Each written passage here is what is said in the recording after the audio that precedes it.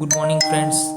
તો આજનો જે છે ટોપિક રસશાસ્ત્ર અને વૈશેષિક કલ્પના લેક્ચર સિરીઝ અંતર્ગત શોધન વિધિ ઓફ મહારસ ધાતુ 20 અને 21 એની અંદર મહારસ પ્રથમ એમાં પણ અભ્રક વિશે માહિતી મેળવી છે. અભ્રકની શોધન વિધિ વિશે માહિતી મેળવી છે. તો અભ્રકમાં કીધું છે કે પ્રતપ્તમ સપ્તવારિણમ નિક્ષિપ્તમ કાંજી કે બ્રગમ. પ્રતપ્તમ એટલે કે સળગાવેલો. શું કરવાનું છે? તો કે એને કાંજીમાં અભ્રકને ડૂબાડવાનું છે. કેટલી વાર? તો કે 7 વાર. નિક્ષિપ્તમ એટલે કે ડૂબાડવાનું છે. નિર્દોષમ જાય તેમ નૂનમ પ્રક્ષિપ્તમ વાપી ગોચરે. નિર્દોષ થઈ જાય છે. ઓકે. ત્રિપલાકૃતિ તેમ ચપી ગવા દુગ્ધે વિશેષતા. તો નિર્વાપના દ્રવ્યો વિશે માહિતી આપી છે કે કયા કયા દ્રવ્યો વાપરી શકાય.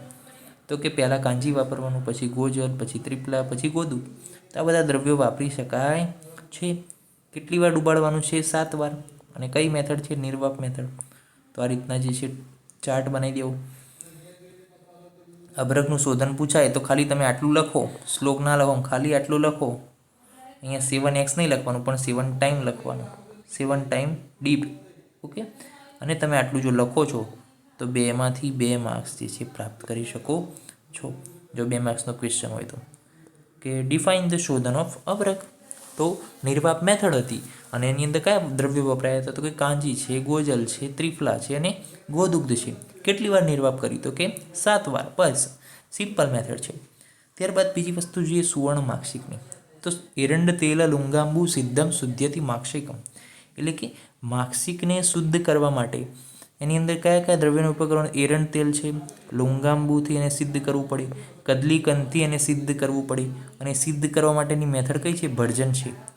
અને તો એન ઘટિકા દ્વયમ 2 કલાક, ઘટિકા દ્વયમ 2 ઘંટા એટલે કે 2 કલાક જે છે આ મેથડ ભર્જન મેથડ કરવાની છે. તો આ પણ જોઈ લીધું આપણે સુવર્ણ માક્ષિક. તો સુવર્ણ માક્ષિક પૂછાય તો શ્લોક જે તો નથી આવડતું તમને તો શું લખવાનું કે સુવર્ણ માક્ષિક કઈ મેથડ? તો કે ભર્જન. કયા દ્રવ્યો યુઝ થયા? તો કે એરંડ તેલ, લુંગાબુ અને કદલીકંદ. અને કેટલા કલાક માટે યુઝ કરીએ? 2 કલાક લખવાની છે. ત્યારબાદ આપણે શિલાજીતની વાત કરીએ તો શિલાજીતનું શોધન વિધિ એ જોઈ લઈએ. તો ક્ષારમ્લમ ગોજલે ગૌતમ શુદ્ધ્યતિ એવ શિલાજતુ શિલાધાતુ ચ દુગ્ધેન ત્રિફલા માર્કવ દ્રવ. અલગ અલગ સિનોનિમ છે. માર્કવ દ્રવ. માર્કવ દ્રવ એટલે શું થાય? ભૃંગરાજ સ્વરસ થાય. તો શિલાજીતનું જે છે શોધન આપણે કઈ મેથડથી કરવાનું છે? સ્વેદન મેથડથી કરવાનું છે. સ્વેદન મેથડથી. અને સ્વેદનમાં પણ કયા કયા દ્રવ્યો? તો કે ગોજલ, ગોદુગ્ધ, ત્રિફલાકવાત અને ભૃંગરાજ સ્વરસનો જે છે એની અંદર ઉપયોગ કરવાનો છે. તો એ રીતના શિલાજીતનું પણ શોધન થઈ જાય.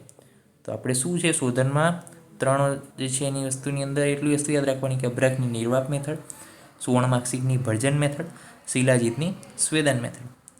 અભ્રકમાં નિર્વાપમાં કાંજી છે, ગોજલ છે, ગોજલ એટલે કે ગૌમૂત્ર, પછી ત્રિફલા અને ગોદુગ્ધ વપરાય. જ્યારે જો જ્યાં ગોજલ આવશે ત્યાં ગોદુગ્ધ આવશે એવું યાદ રાખવાનું. પછી સુવર્ણ માક્ષિકમાં એરંડ તેલ, લુંગાબુ, કદલીકંદ, ઘટિકા દ્વયમ. પછી શિલાજીતમાં ગોજલ, ગોદુગ્ધ અને ભૃંગરાજ સ્વરસ ત્રિફલાકવાત યાદ રાખવાનું રહેશે. મેથડ જે છે સ્વેદન રહેશે. તો આ રીતના જે છે મહારાષ્ટ્રનું જે છે શોધન વિધિ અભ્રક, સુવર્ણ માક્ષિક અને શિલાજીતની શોધન વિધિ આપણે યાદ રાખી શકીએ છીએ. તો નેક્સ્ટ લેક્ચરમાં મળીશું બીજા કેટલાક દ્રવ્યોની શોધન વિધિ સાથે. ત્યાં સુધી રજા આપશો. જય હિન્દ, જય ભારત, જય આયુર્વેદ, જય ધન્વંતરી. નમસ્કાર.